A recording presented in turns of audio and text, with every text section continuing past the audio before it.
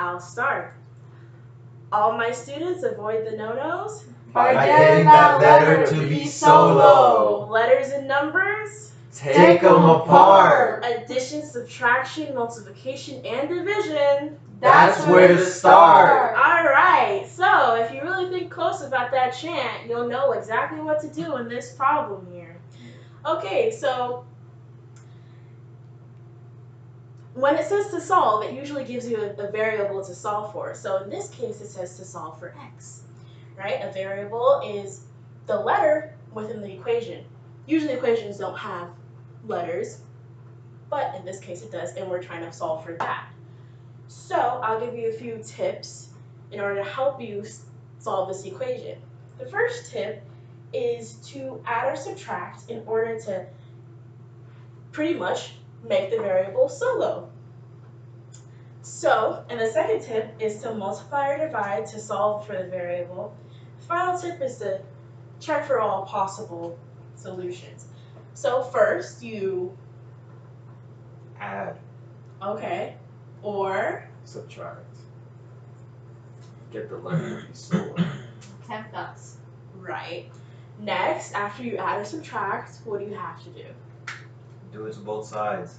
I mean, yes, but before that, you have to Multiply and Tempt divide us. to get the variable Follow Right. tempt us. itself. from the Variable. So first you add or subtract, second you multiply or divide, and third, which is probably the most important part of the equation, or solving for x, is to check. You always have to check your answers once you find the solution.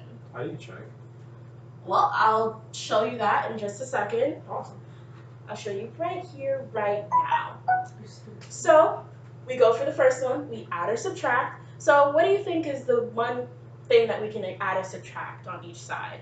Since there's a variable attached to this number, we can't really do anything with that. If you subtracted it from this side and subtracted it from that side, it would only move it from one side to the other, right?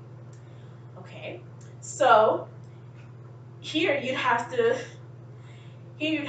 get rid of the 3 in order to get the 2 and the x alone. So since this is an addition sign and a 3, you have to do the opposite, right?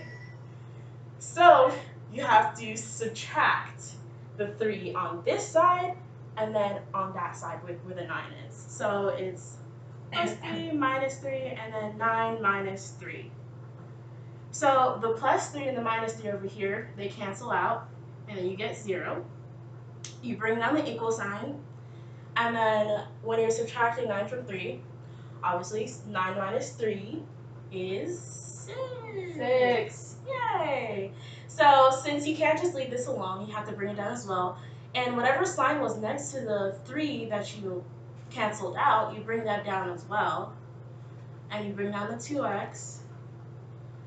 And then you're left with 2x plus 0. What do you do with the 0? You pretty much just throw it out because 2x plus 0, you're adding nothing to 0, right? So you're left with 2x equals 6. So in the second step, we have to multiply or divide. And what do we want to do? Multiply. We want to Divide. We want to divide. Yes, because here you have a 2x. 2x is pretty much 2 times x. So in order to get rid of the multiplication, you have to divide the 2x by 2. Since you can't divide it by x, it's like the same situation up here, but with multiplication and division. So you divide the 2, you take the 2 out, and you divide the 2. Remember to do it on both sides. And these 2 cancels out with this 2. It's because you're pretty much taking it away from the x, right? And then you're left with x, and then 6 divided by 2 equals 3. Yeah, so that was one 2-step equation, and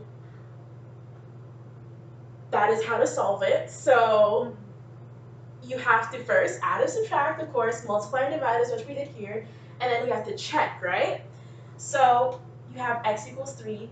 if you want to check, you have to put it back into the equation. So it'd be, you have 2x plus 3 equals 9, right?